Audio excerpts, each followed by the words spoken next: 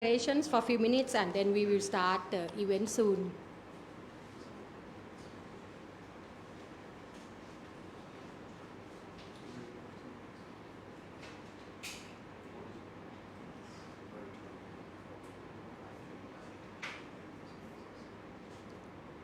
Do you have book or anything with you that you want to share, you want to show? No. Okay. Okay. Yes.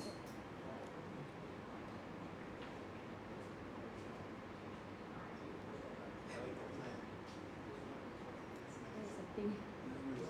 She's school curator. I have no brain on this, I'm not creative. No.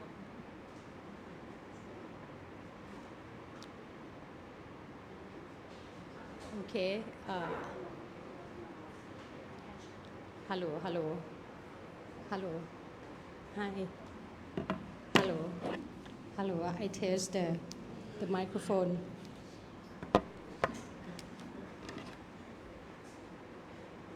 Oh, you have good people. Okay, again, may I make a small announcement again? If you can move up to fill the gaps in the front, that would be great. And if you don't wish to have your in the photo or pictures on our social media, please raise your hand, and so that we will avoid taking your photos, or we take photo only from your back, not to see your face.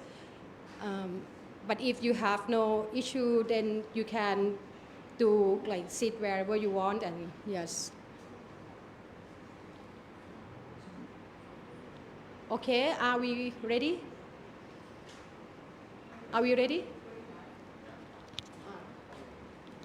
Okay, and we have, can someone tell Winter, no? Winter is monitoring the Facebook, right? Okay, John and Winter, okay, thank you so much.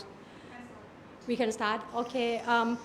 Good afternoon, ladies and gentlemen, people who are here at the fort and people who are watching us, the event online. It's a great honor for us today to host an event, Meet the Changemaker, our distinguished guest. We so honored. We know him quite a long time, but it's so honored to have him join our event today. May I ask Tun Khin to come here on the floor? Yes, Tun Khin. Tun Khin, I think many of you have known him for a long time, and many of you have known what he has done for the communities, Rohingya communities and international community, to advocate for Rohingyas, the rights and human rights of the Rohingya people and community. So may I introduce Tun Khin a little bit more, that he is a prominent Rohingya activist and the president of the Burmese Rohingya organization UK, or BROUK. He is also a political critic, human rights activist, and columnist, and more. He is very vocal in fighting to end human rights trafficking, uphold human rights and human dignities, and fight justice for Rohingya people in Myanmar and around the world. Okay, I know that people want to hear a lot from you, so then let me start the first questions, and welcome to Thailand. Tun Khin is so honored that we have you here today with us. Okay, for my first question, but before that, you want to say a little bit about... First of all, thank you very much. Yeah, yourself. Hosting such a great event, and this is my first time at the fort to speak, and thanks for organizing it, and thanks so much to my friends who are joining here today. Yeah. Okay, thank you so much. I think both of us are a little bit excited, but I think the times go by, we will be more relaxed, and we more in terms of conversations and question and answers. The first question I would like to ask you is that I think you know that the millions of Rohingya are struggles by all means of human rights violations, and I learned that you have tried your best to advocate for the Rohingya communities, for their rights and well-being. Could you share with us more about your work journeys? How long have you worked in this field? and what has made you who you are today. How did you start BROUK, and what interested you in working for Rohingya or your communities? A lot of questions, but yes, basically, can you tell us about like you and your work? Thank you. That is a very good question. And firstly, I'm a Rohingya. I was born and brought up in Arkhana State, western part of Burma. I left when I was 17. And I born in Butidau, I grew up in Sittwe. And my mother's grandfather was the first judge in Northern Arkan. And my father did government service more than 20 years. And I couldn't go to the university because of citizenship, white card, 1982 citizenship law that systematically deprived basic fundamental rights of the Rohingya, including myself. That is what I face. And I'm lucky one to be able to live from the country. Thousands of Rohingya like me, they were not able to live. Their lives been destroyed. And what I have seen in my childhood time, a lot of restrictions. For example, like when we travel from Butidang to Sittwe, we need to get a pass. It takes 2 to 3 days. My father's friend, my eldest brother's friends, and we had seen restriction on marriage, and you need to get a pass, and confiscating of land by the Burmese military. That is what they did, including even my father's land being confiscated in Arakan. And on top of that, forced labor, those are the things I witnessed in Arkan State. So that brought me, when I came to the UK, this is important that we have to speak up for our community. We have to fight for their rights. In the world, many people did not know until 2017 what's happening to the Rohingya. But after 2017, there is a big media coverage and 1 million people fled. That's how many people realize what's really happened. And so when we talk about Rohingya issue, when I have faced that, if you combine, if you see when my childhood time until today, what's happening, this is very systematic. This is very well planned by military since 1962 until now. That is intentionally destroying a community to get wiped out from Arkan State, to wipe out Arkan State.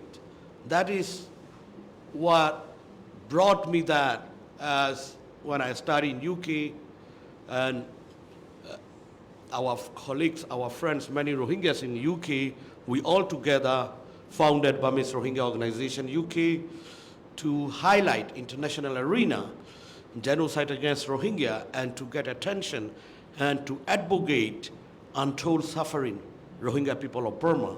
That is very important. On top of that, our organization, we did not do only Rohingya advocacy. We did advocacy for political prisoners release since 2005. We did advocacy for the rights for that time Karen, Kashin. There are many things going on, human rights violations. We have documented, we have advocated to United States, European Parliament, UN Human Rights Council. So we did many advocacy together for the interest of future inclusive federal union. When we founded that time, we called in for a kind of tripartite dialogue, which was mandated by UN on that time. Same time, advocacy for Rohingya Rohingya refugee situation, other countries, and to end these atrocity crimes committed by Burmese military. So since that time, we working hard on that.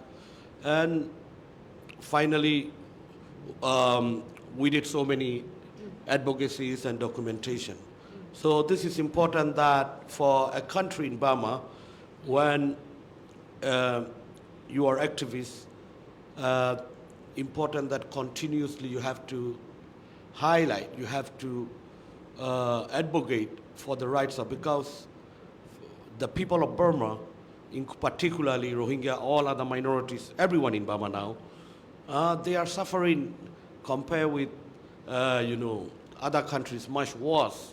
But international attention is not that much. So military is enjoying impunity. Everyday people are being killed, and crimes committed by the military. Every part of the country. And when Rohingyas are facing genocide, other minorities, they're facing crimes against humanity. So for the long run, this is important. We have to do our work to, even though it takes time, we will never give up hope. We have to fight for it. And I hope one day we will win. And one day Rohingya will get their rights too, no matter who is controlling our Rakhine state. So what our aim is, inclusive future federal union, where everyone's rights should be respected. Every ethnic groups, they should have their rights. All the citizens of Burma, all the ethnic groups, they should have their rights. So that is one of the aim we founded for, and we are continuously working on it. We will continue to do so. Thank you. Oh, that's very good. Actually, you mentioned about like you set up the group with your friends in when you are studies in the UK, the Burmese Rohingya organizations, UKs, and can you say a little bit more for how long have you been like setting up that group? And you mentioned about some of your activities that you have done according to the groups, and also, and I really like when you saying that when you advocate, you not advocate only for the Rohingya people, you advocate for other like the minorities, people that have been like suppressed by the military juntas. Can you share a little bit more on like when did you start the BROUK, and yes, the prominent activities or the key activity that you have done together as a group in order to like bring justice and like human rights dignities to the people in Myanmar. Yeah. And first we founded it in 2005, and then we worked together with all the ethnic groups in UK, like Democracy Movement, and that time National League for Democracy, NLD, Liberated Area, some leaders and other ethnic minorities leaders. And after that, we, as a BROUK, we did advocacy to European Parliament in 2008, which is particularly for push for, a kind of commission of inquiry, which is COI. And we did long advocated for that. Unfortunately, we didn't success, and many countries come up after 2011 when Aung San Suu Kyi joined in parliament. All of those investigation, all of those law advocacy have not gone through, because we are getting a stronger support for commission of inquiry. If that commission of inquiry, if we success, and military will not be enjoying that much of impunity, to be honest, in my view. And 2010, our organization, we went to United States, and we talked to the Congress, US Senate, State Department. And one important thing is, that time also, our top priorities to release political prisoners, to highlight, to push for COI campaign on tripartite dialogue. During that time, those are quite a strong advocacy people have been doing. But what we realized is after 2011 and 2012, when a state-organized violence created by Burmese military, and we have seen we are not getting much support from some groups who were affiliated with us. And then our organization most focused after that, like particularly for the Rohingya issue. And Rohingya issue become more serious because that anti-Muslim campaign, 969 groups, and the state-organized violence, 140,000 IDPs in Sitwe since that time until today. So these are bringing up like we have to do more documentation, and we did documentation, and we visited to Aceh, Indonesia, and Thailand with Matt here. Together, we met so many people who were forced to flee from the country, and some are in detention camps. It's unbelievable. I mean, the human tragedy, the Rohingya people, and when the military created impossible situation for them, and no one is talking about genocide that time, and because as a whole issue, people see that this is crimes, atrocity crimes, but we have seen slowly the intention is very clear. In 2016, 17, we have seen how very systematically Rohingya community wipe out from a country where we belongs to. I mean, like, if you look as a whole things that our organization attention to work more that we have seen 1962 when military coup power, our ethnic rights been taken away. Secondly, by introducing the 1978, there is King Dragon operation, and we have seen after King Dragon operation, more than 250,000 Rohingya forced to flee by the military. But that time international pressure was quite strong. Military have to take back Rohingya as a Rohingya from Bangladesh. And then he coming up a step up more by introducing 82 citizenship law. And then after 88 uprising, another military coup. And we have seen much more systematically restriction and denying rights to have children, right to have medical treatment, right to have citizenship. So, and then another step we have seen after 2010, when so-called reform in Burma, Rohingya face anti-Rohingya campaign and burning down our villages and pushing us to the camps. And we have seen very clearly 2013, Tun Khin, USDP former president mentioned, the only solution is keeping them in their camps and sending them to the third countries. And from that step, we have seen mass killings, 2016 and 17, under the pretext of RSI attacks. That's they taken off collective punishment, and the whole community being destroyed. So, as a whole, is very well planned, systematic, a community destroying intentionally by Burmese military. And that's gone. That's really important that we believe as an organization, we are in UK, we wanted to advocate. We did many reports. For example, like 2016, we joined with Fortify Rights. We released a report about how Rohingya refugees are suffering in Asia, and that ASEAN have to address the root cause of the issue. And those advocacy, after releasing those reports, we did advocate a lot together with Fortify Rights and other human rights organizations. And same time, that 1982 citizenship law amendment we did, and what we have done. Another thing is 2017 we published a report that how Burmese military that slaughtered and killed thousands of Rohingya, and many Rohingya women were raped. And I visited to the camp after 2 weeks in September 2017. I met many survivors, and one thing, unitedly what I heard from those survivors is, brother, this military brutality, unbelievable. They kill my sister, they rape my sister, they kill my brothers.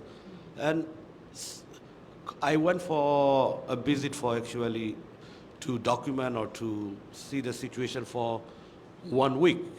And I ended up for 4 weeks. People are crossing the border and North River, and you can see without food, without anything, just with one clothes, how these people were systematically driven them out. Their villages were burned down. One thing I heard unitedly from them is, we want justice. We must bring these military criminals to justice. They killed thousands of people. And media was not allowed, no investigation was allowed. As far as we know from a community, at least 10,000 Rohingya were killed. 10,000 Rohingya were killed in 2017. And 2016 also, many hundreds of people were killed. And 86,000 Rohingya fled to Bangladesh in 2016.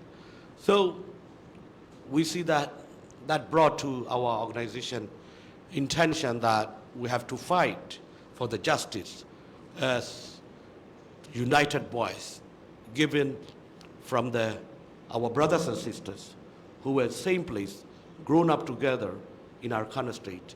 So I was working on that on behalf of BROUK, Burmese Rohingya organization, and we filed the case. That's how we were brought, how we were filed the case in 2019 in Argentina, a universal jurisdiction case. Yeah, on that, actually, can you share a little bit more on like when you're filing the case in Argentina on like universal jurisdictions, and also just last month that the ICC announced the arrest warrant to Min Aung Hlaing. So can you, what do you think on this situation? Do you see this is a kind of achievement, or is still like the fighting along the way? It's not yet the way. Yeah, can you share, because you've been engaged on the jurisdictions a lot on Argentina. Can you share your experience working on this in 2019? Yep.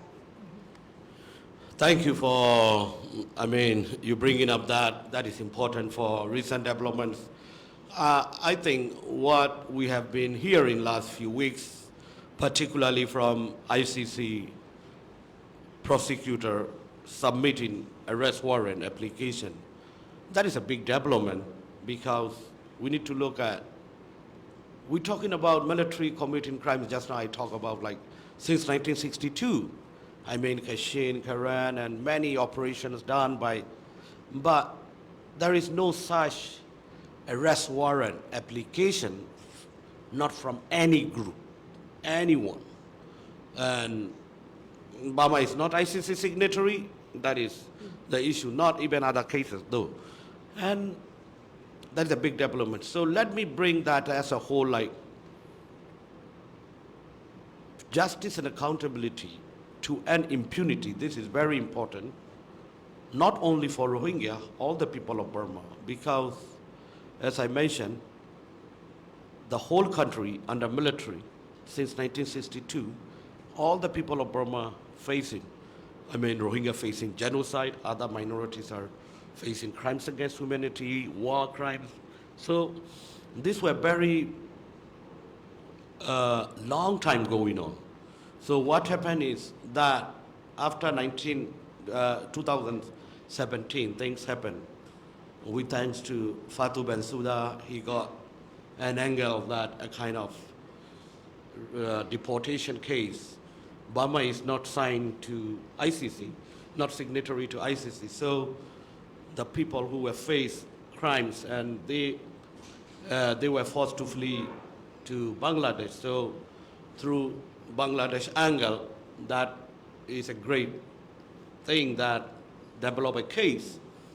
And we filed universal jurisdiction case, Argentina from Burmese Rohingya organization, UK, that case is the horrific crimes that people face in any parts of the world. We must bring those responsible to justice. And what we have seen 2017, these are the most horrific crimes military committed. So we filed in 2019, November 13, and ICJ, Gambia, filed a state-to-state that case, which is genocide case. They filed 10 of November. It's very coincidence, and we filed 13 of November, and ICC investigation was open 14 of November. So for Burma, that we call it Justice Week.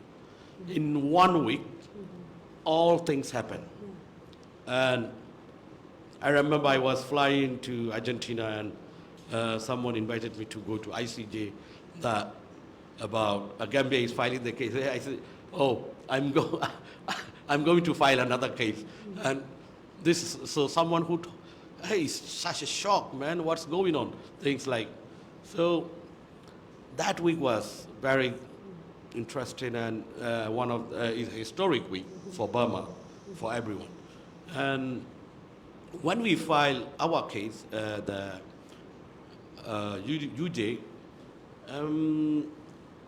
the Argentinian judiciary, they rejected it after 2 weeks.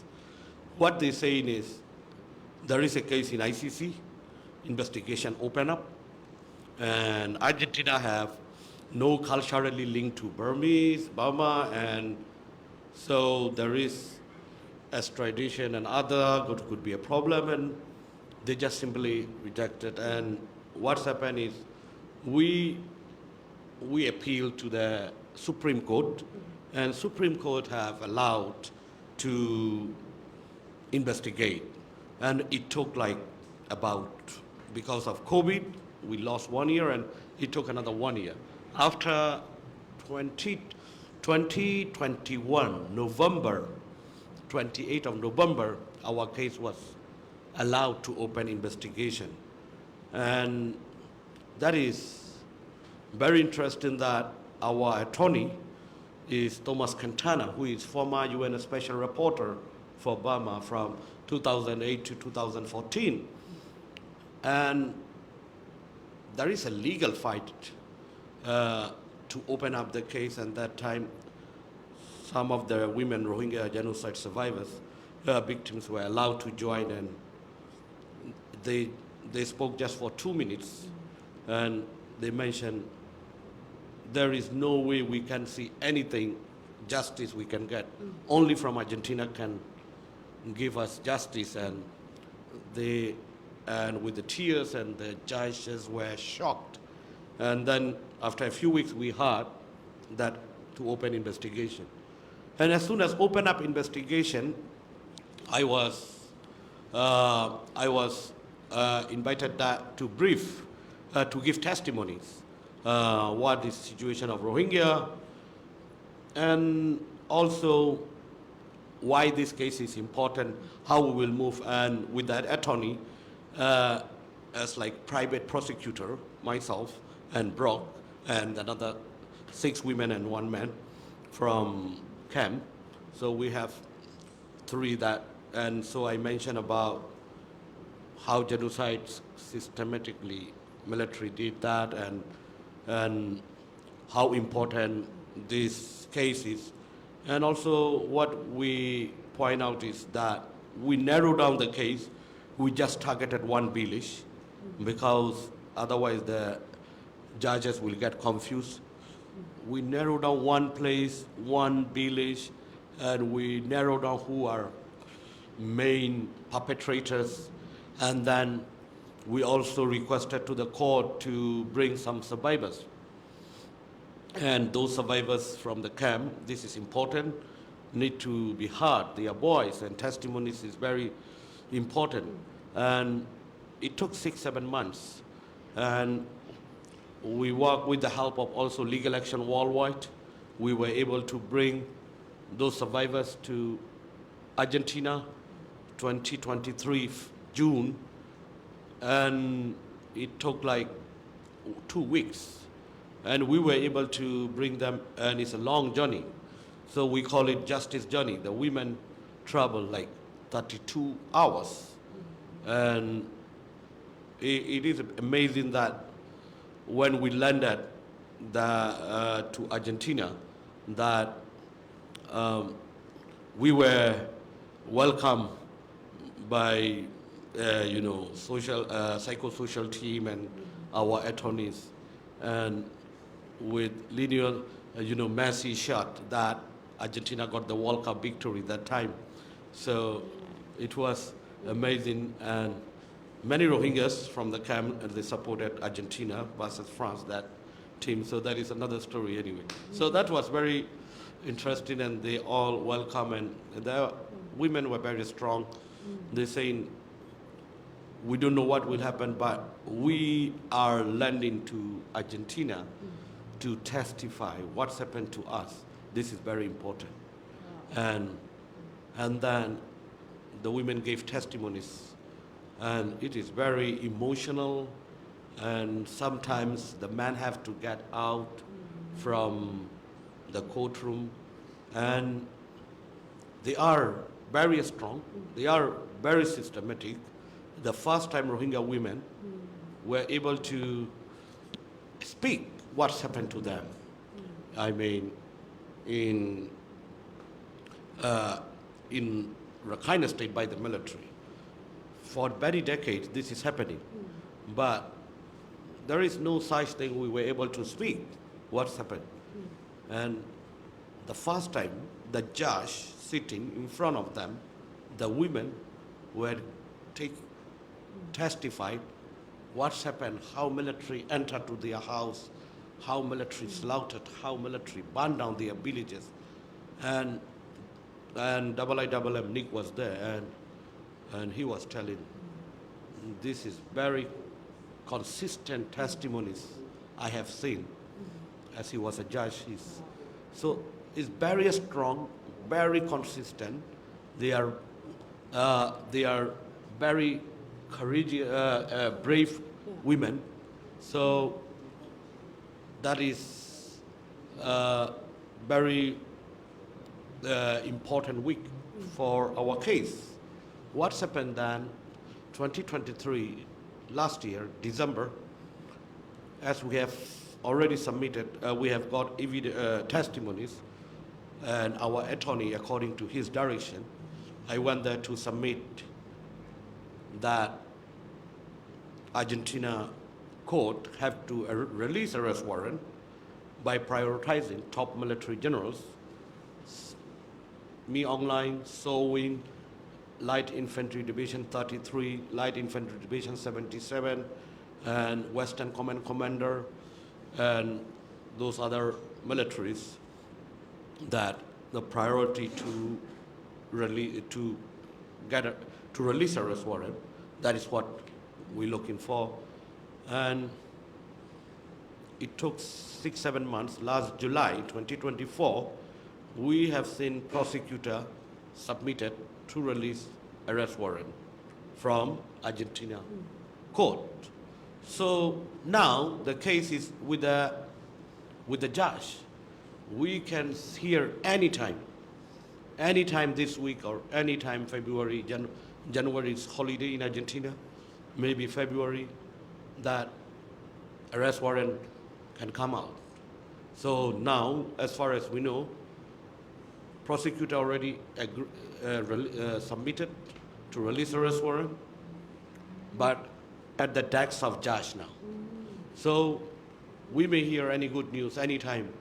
We never know, but this is judicial, these are legal things, so we have to wait and see what happens next.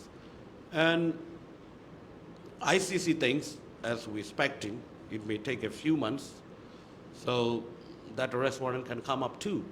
So we are now looking at 2 arrest warrants from Argentina, from ICC. So that can impact heavily to the military, and as they are losing the ground in the country, and the revolutionary groups in Burma getting more stronger, and we are fighting common enemy here. So this is very important to get rid of these criminal militaries, and who are masterminded genocide, who are who is the coup leader after 2021, we have seen. And that is very important. And on top of that, for our case, we may also extend the case later on to get other ethnic groups to join the case. That could be another thing we are looking at, because of course this case is for the Rohingya.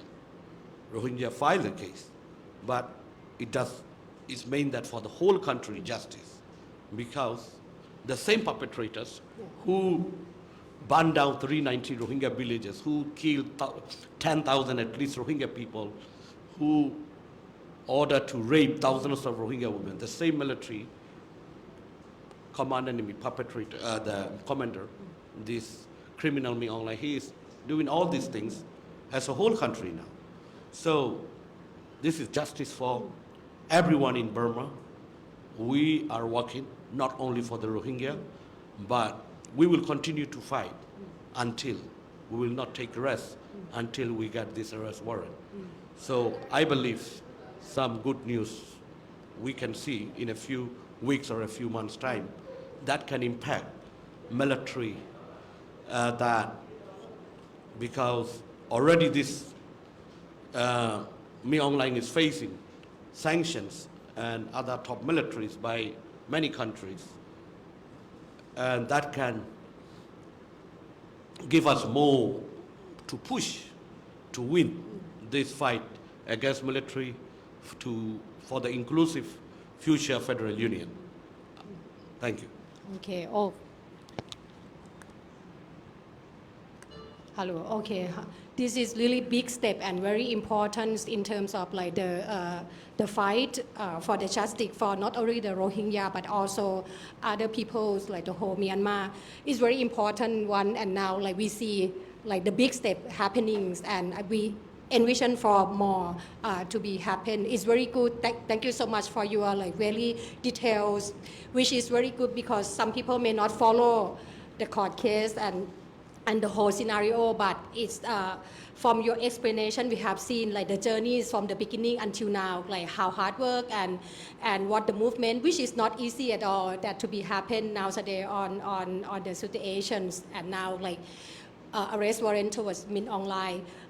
I like to pause our talk here, but I would like to hear if any of you from from here and also from the online would like to exchange your view or ask questions to Tun Khin for now, or if you want to share or you have any questions, or if you want to share anything, yes, you are welcome to do it now.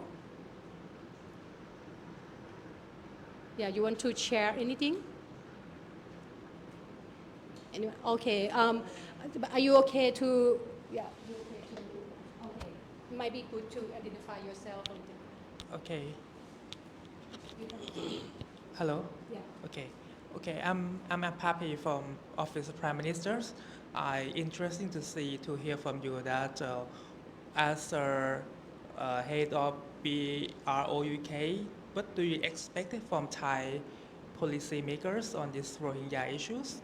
Do you have any recommendations for Thai to take some steps in these issues? From Thank you. You from Ministry?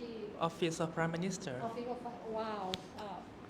He's from Office of Prime Minister of Thailand, which is very good. Thank you so much for you to come. It's very important that you, for the Thai government to pay attention on this. So then the question is that how can Thai government support you? What action the Thai government can do?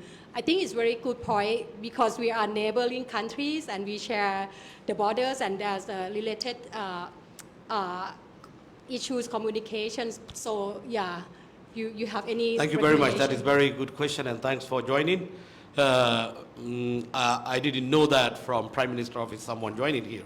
So you can see that when I explain these situations in Burma, Rakhine State, many people are fleeing from country. One thing is Rohingya boat people fleeing from the country, they ended up to Thailand. And we thanks to Thai government, they rescued, they give shelter, and it is important that Thai government have to address the root cause of the issue, because why people are fleeing?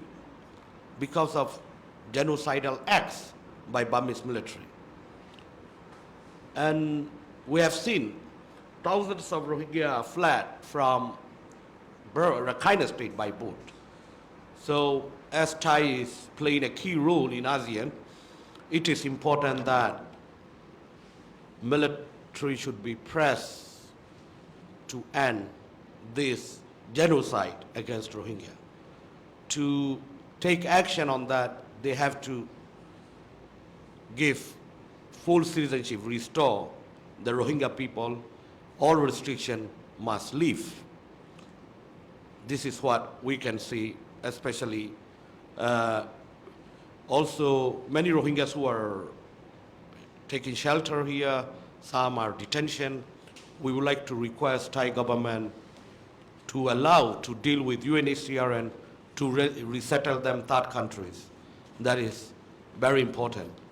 And also, there are many people from Burma, not only Rohingya, they are fleeing because of military persecution. So Thai government have to allow, where their lives are at risk, and it is important. And same time, this is very important role Thai government can play, and something the whole country now, the winning against military, and Thai government have to play a key role also supporting the movement of Burma, which is Inclusive Future Federal Union.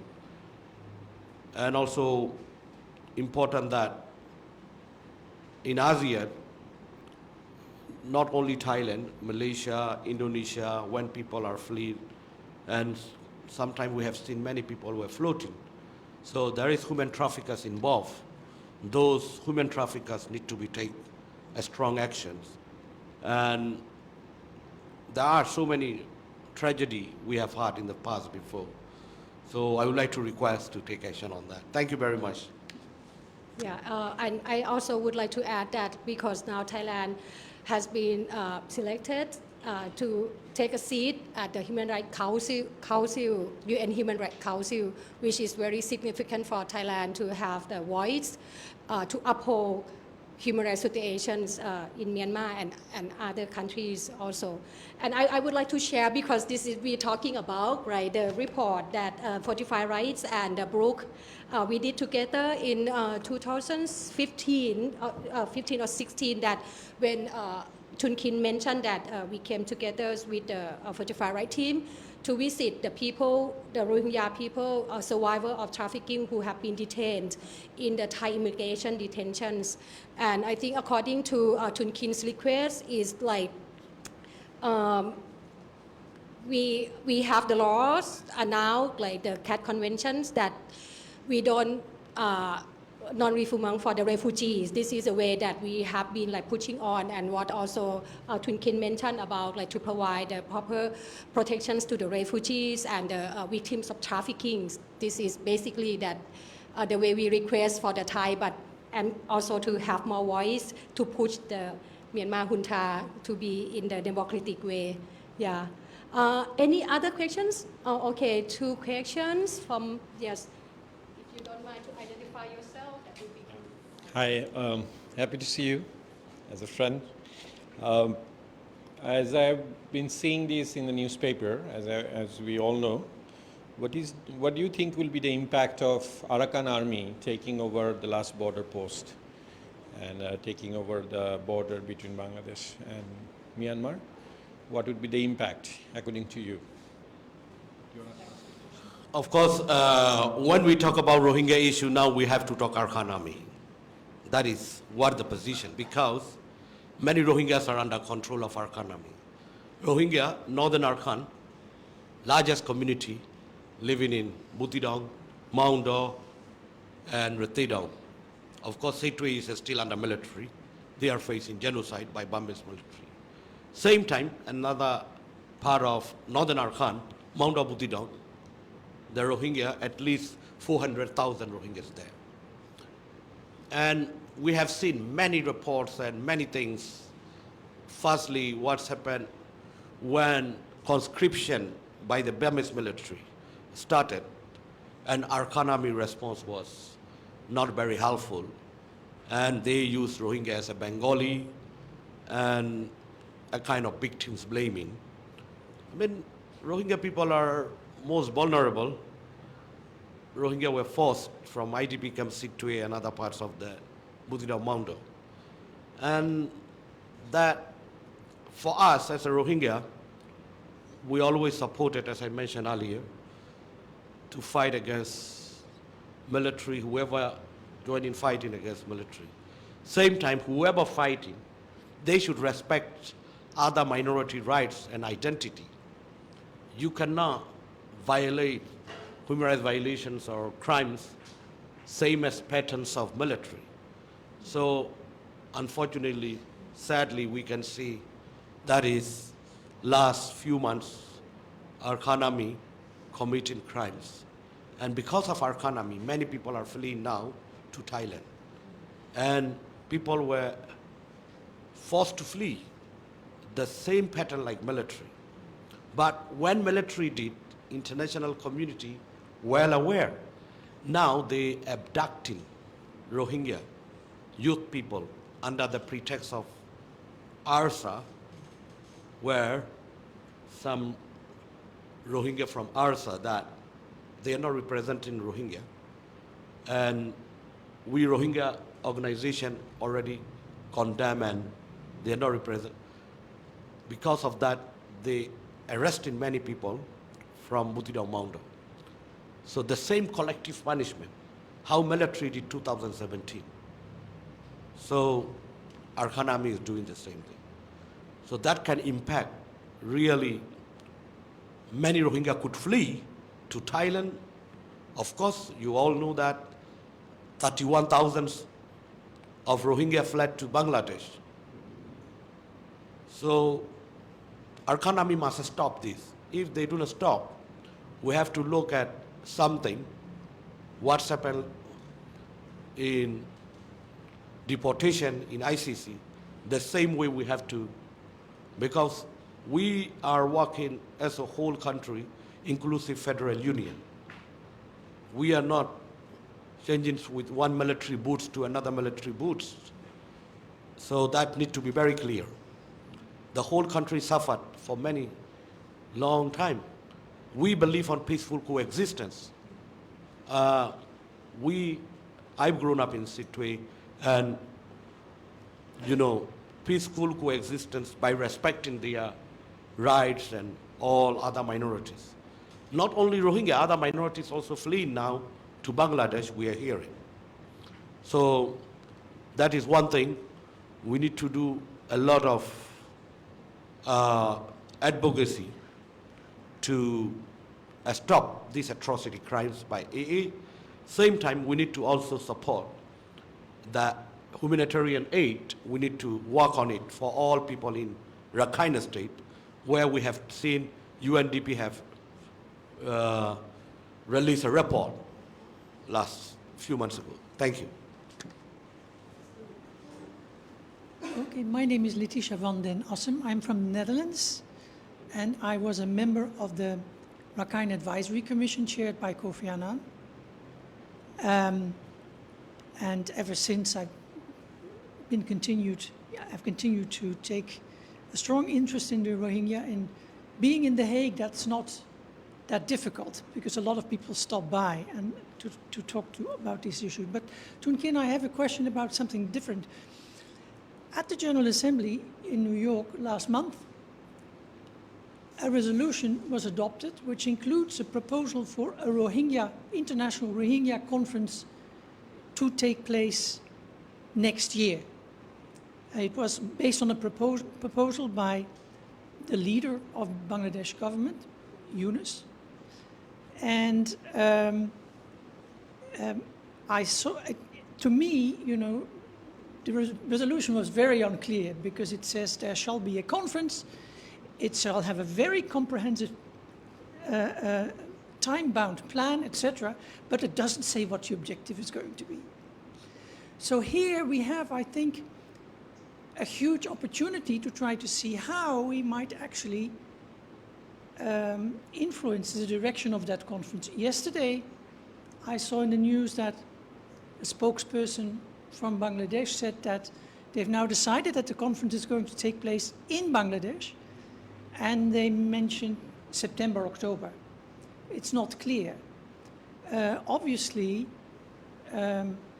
this could be turned into an excellent initiative, but a lot of work needs to be done to make it excellent. First of all, the Rohingya, wherever they are, and I keep referring to that great report by Doctors Without Borders of August, which gives a sketch of the 2.8 million Rohingya around the world, where they are, and the situations that they find themselves in. So one of the key questions is this going to be only about the return of Rohingya who are now in Bangladesh? Is it going to be broader? These are a lot of questions that need to be addressed, and I'd like to hear you very preliminary views on this. There's a lot that can be done, that goes also beyond, that includes also possibilities for greater pressure to bring arrest warrants in various places around the world. Thanks. Thank you, Leticia, joining here. And of course, you have been contributing a lot of support for the people of Rakhine State, Rohingya, Rakhine, and others. We really appreciate that.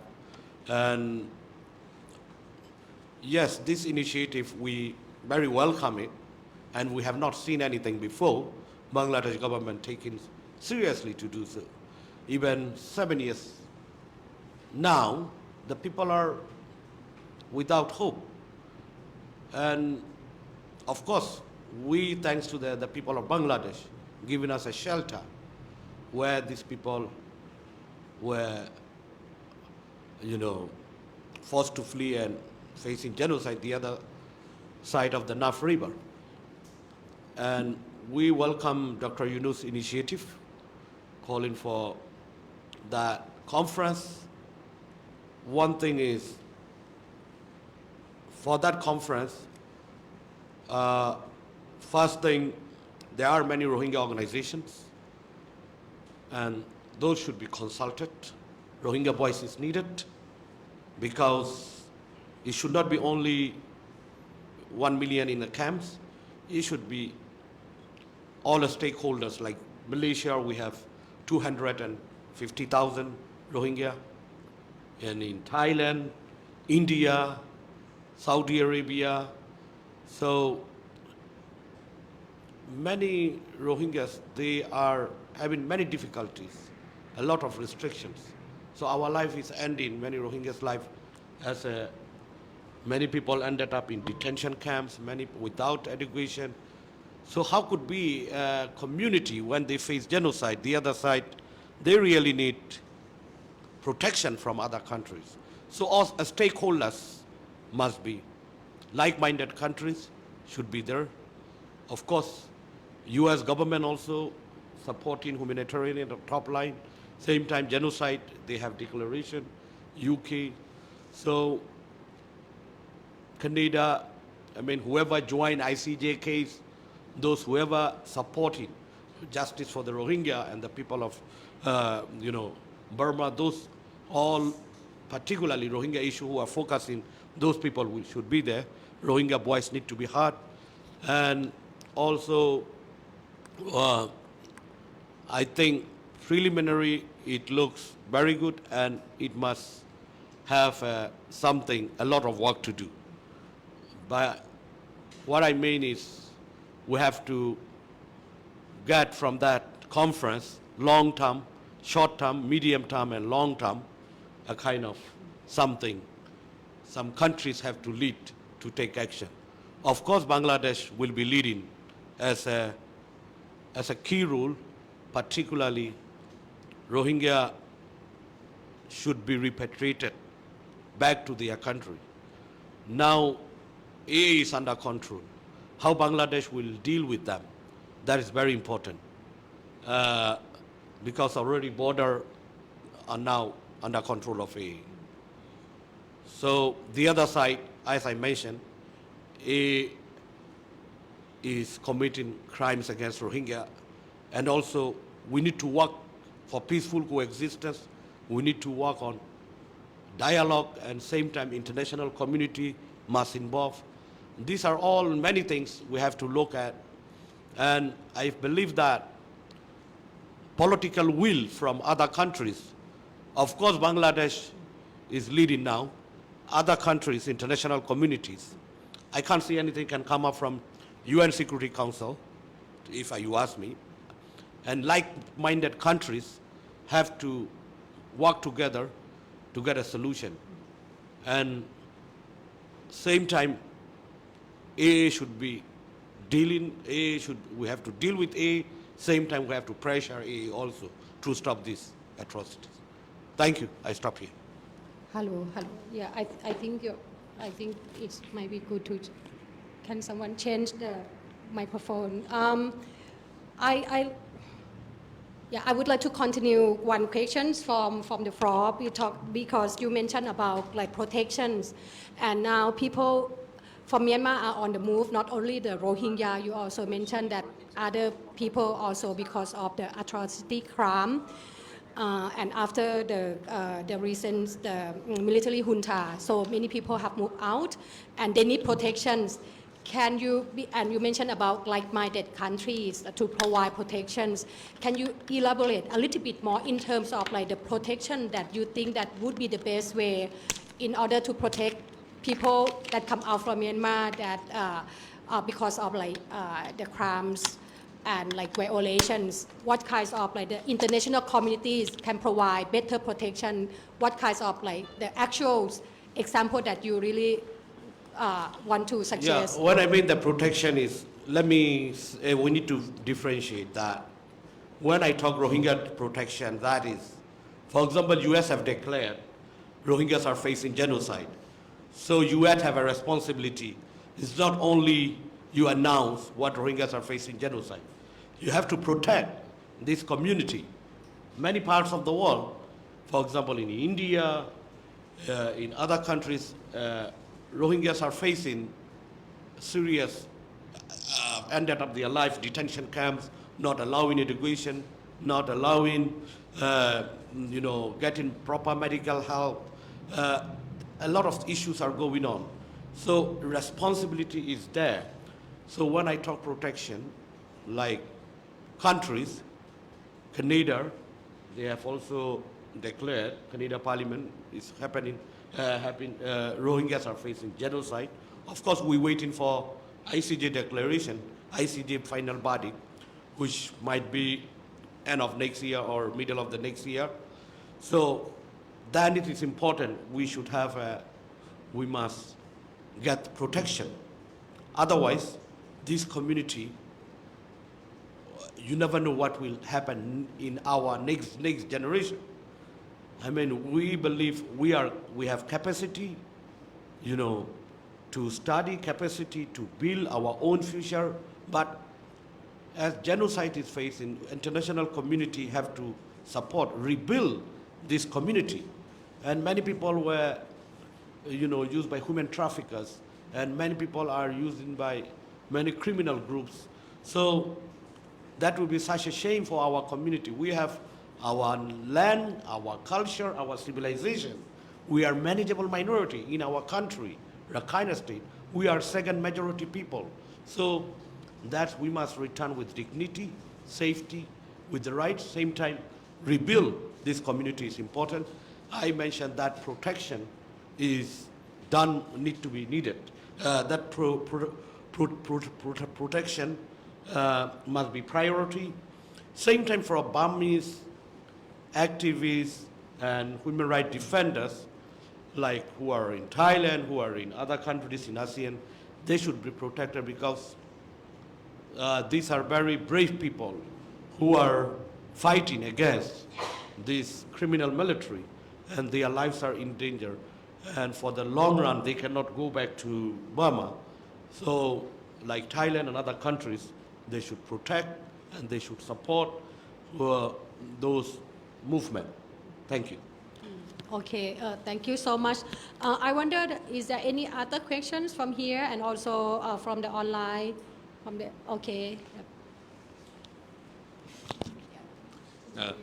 My name is Paul Vernon from the Asia Displacement Solutions platform. You mentioned the Security Council.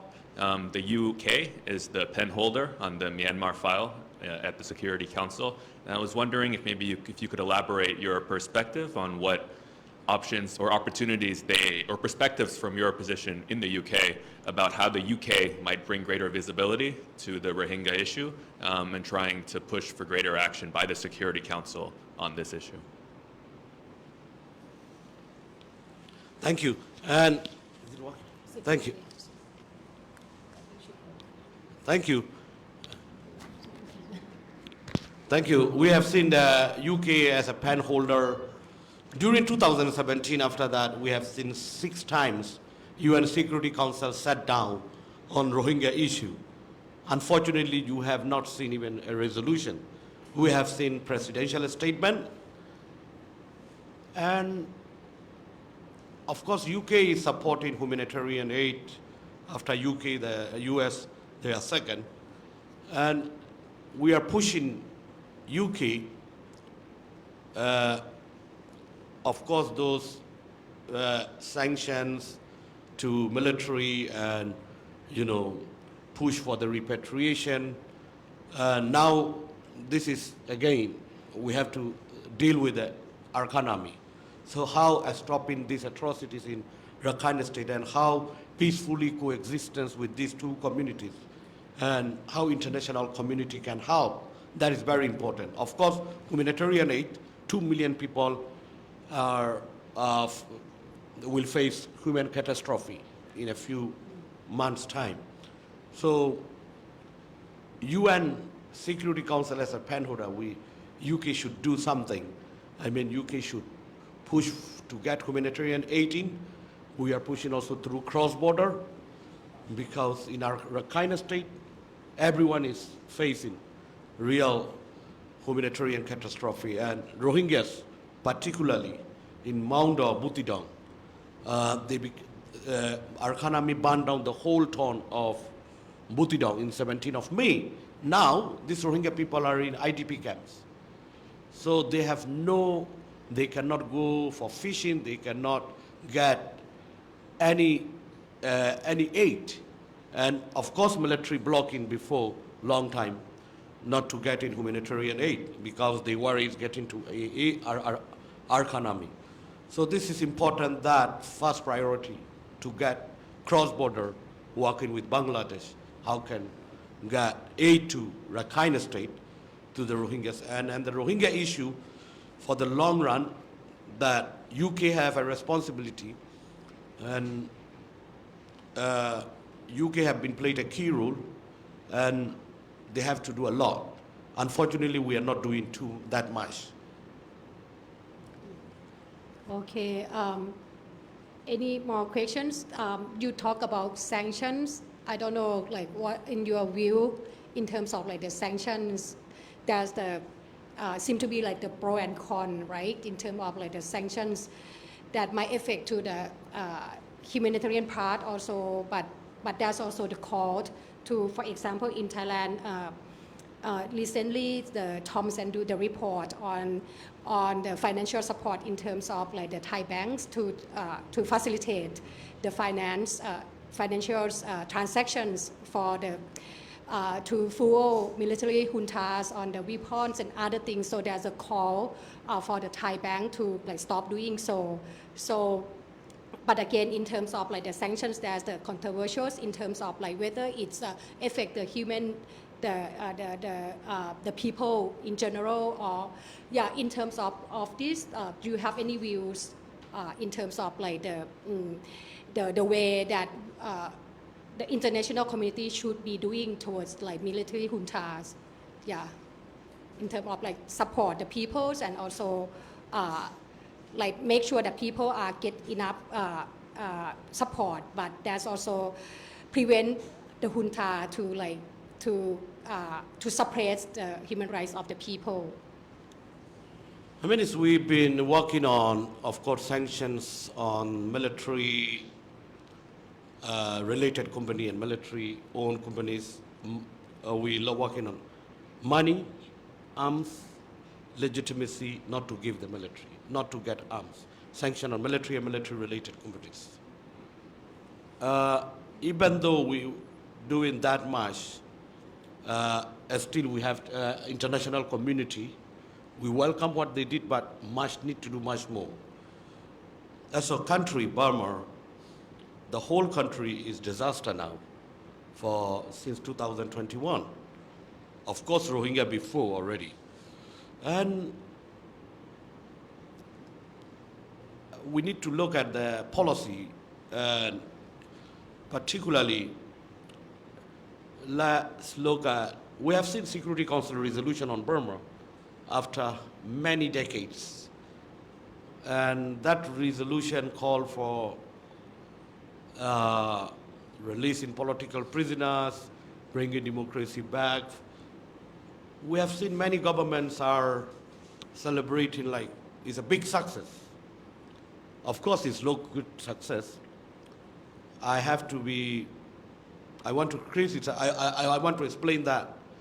When you looking at this a big success, the other side, back door, China is pushing for election this year. So China is saying, hey, come, you have to do this election. And China is telling that. So it's geopolitics one way. Another thing is US, UK, those Western countries have to do a lot to pay attention to Burma. If the support, if like, 1% support of Ukraine, Burma people will be free. That is very important. And we have not seen something significant move. So US, UK, they have to come more forward to support the people of Burma. And the other side, even though there is many developments, now we have seen China is really going on in like pushing for election and, involving with so many ways. So US is far away geographically, at the same time, they're not paying attention, their attention is on Middle East. So US have been supported as a leading part for the human rights and democracy for many years. And of course, Rohingya issue, they are also supporting it. So it is important, Western countries, they have to do much more. Okay, I think that's very good. I'm not sure if there is any questions for online or any question from here. Oh, okay. Very interesting that's good to hear more questions. Thank you. This is Muhammad Parvez. I'm from also Burma. What my question is, as we all know that what their economy is doing against the Rohingya, it seems very worse than 2017.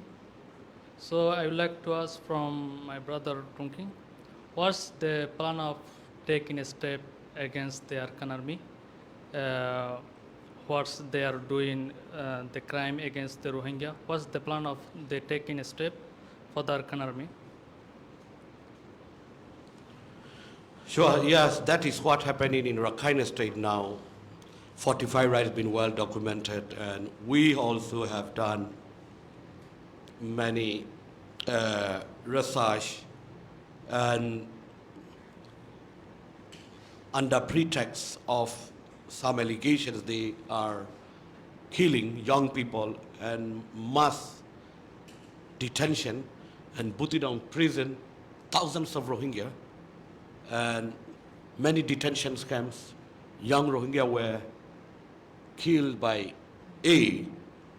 So this is important. We are facing both sides. We talk about military now. So one thing what we can see is now A is under control. How together we are documenting, we have evidence, we have to pressure A, you must stop that. Same time we want to live peacefully with peaceful coexistence as we belong to Arakan state. We want to work together, rebuild for Arakan, but if they do not stop, we have to take international action. That is what we can see. We suffer enough under military. Now we cannot suffer anymore. So AA, their policy, we want to see clearly what is their policy on the Rohingya. They just blaming under pretext of ARSA and RSO, they just been blaming Rohingyas are fighting. But we can say so many things. That's what Arakan Liberated Party, ALP, working with the military. Dr. Among, he is in Naypyidaw. He is the ANP leader. He is working with the military. Daw Enu Singh, she is in SAC. So there are also some groups in Rakhine. For Rohingya, these groups they are targeting, they blaming. But for a small part of groups, some people who are joining, they cannot blame our community as a whole. They cannot take collective punishment like what military did in 2017. So my view is we want to live peacefully in our current state, respecting our identity, giving us our rights. Together as a second majority, we have to build the trust. Same time, if they do not stop these crimes, we have to fight. We have to bring them to justice. They must stop it, and we have to do much work to collect evidence, and same time we have to focus on also how we can work together for the long run in our current state. But what the crimes, the way they're doing it, very unacceptable. This being already many, like UN High Commissioner already mentioned what A is doing, same patterns of military. So we must bring whoever responsible. As I mentioned earlier, we are not moving to one military boots to another military boots. So it's not authoritarian. We want to live peacefully with other communities, and they should give our rights. Thank you. Okay, I think that's is very good remarks from you. I wonder if there is any questions. So, okay, if no more questions, I would like to ask your final questions here that I would like to hear your words of encouragement to like Rohingya and like communities in Myanmar and for the human rights defenders, also anyone who works on human rights. So you have any like encouragements or the words like to encourage the people who work on like atrocity crimes to support Rohingya, to support situation in Myanmar. Any encouraging words that you want to cheer up for those people who work on this field? We grown up in Burma when we're talking about 1962 military coup power, and like I was born 1980s, and after that we have seen when we grown up this very systematic persecution against our community in Rakhine State. And then after many years, we can see much worse situation in Rakhine State. I mean, after military, now even Arakan Army, we're talking about, in Maunda, Butidong, the whole Rohingya population been rooted out by Arakan Army, that they showing they safe place, they moving up. So we want to see that how they relocate these people. That is also important, resettlement. We have long way to go. And this, after the military, now AA, and first we need to get rid of common enemy. Then we have a lot of challenges to move. As a whole Burma, there are so many revolutionary groups. So I believe that even though there are challenges, we can move forward. We can never give up. We have seen sometimes very demoralized. Sometimes takes time, like justice cases. You can see some development after 5 years. And also, if you talk on other minorities, they have the same issues. And one thing, we need to get a lot of support from international community. International community must not forget, must pay attention to the Rohingya issue and other people of Burma.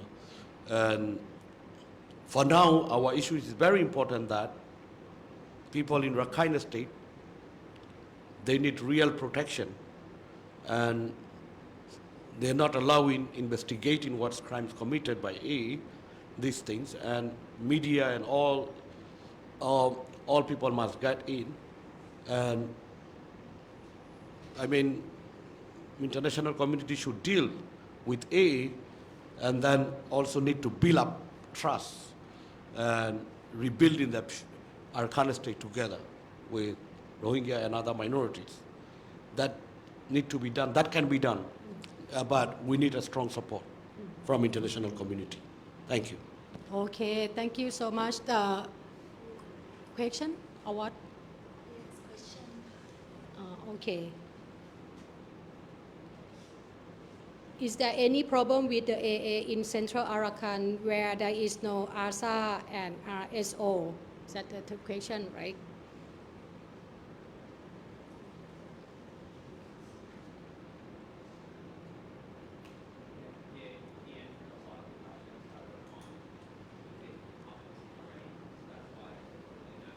Okay, I mean, I'm not sure. I mean, you want to take these questions because we have like few minutes, but I mean, otherwise we can communicate later on the online in terms of the questions, respond to the questions later on. What do you think? Yeah, it's already 2:30. Yeah, okay. I think I'm sorry. I think we can discuss. I mean, this is just the beginning actually, because there's a lot and there's it's very comprehensive and very strong message from Tun Khin, and it's a great opportunity for us to hear what he has done and in order to bring justice to Myanmar, not only for Rohingya but inclusive. And what he needs is the peace and like federal government into Myanmar. So then it's a peace for not only for Myanmar but everyone also. So there's a lot more for him to talk on legals or many things on the fight for justice in many ways. We don't have enough time for this. This is just the beginning, and I'm saying that, and it's a real honor for us all that to be able to talk to Tun Khin today. It's just because he's not based here, so it's like a great honor that we have chance to be here. And thank you everyone who are here in this room and who like listen online. And really appreciate, like many of you are here, like UN people, international organizations, and also the Thai government. Really appreciate that you pay attention on the situations of the Rohingya and situation in Myanmar as a whole. Okay, you want to have a last word, or can we just conclude and we adjourn for now? Yeah, thank you very much. Hosting it again. Thank you for joining, my dear friends. it means a lot how you pay attention on a Rohingya issue and our country issue. It is important because we are having very serious, important time now.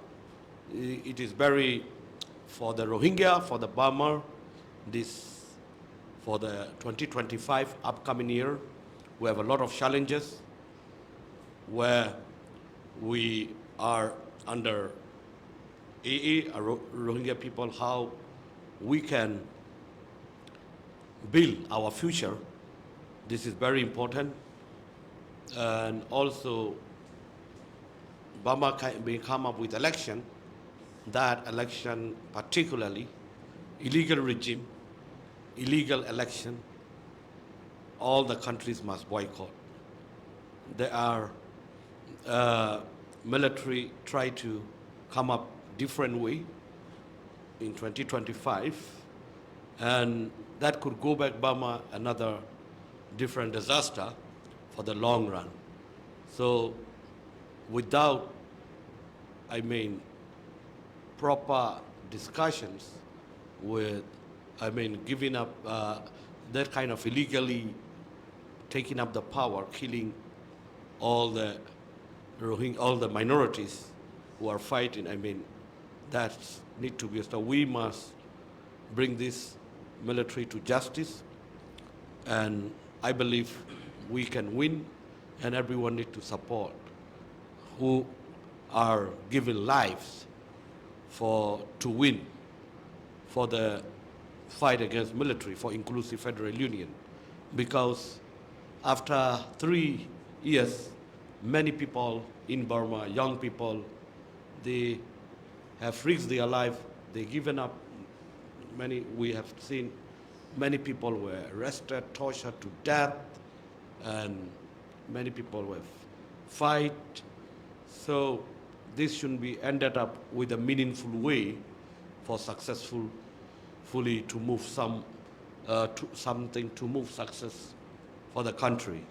Not like, again, we give legitimacy to the military by ending up election. So this election will be just creating much more worse situation in our country. There will not be any solution to this election. Thank you. I stop here. Okay, thank you. Please give hands to Tun Khin. Okay, thank you.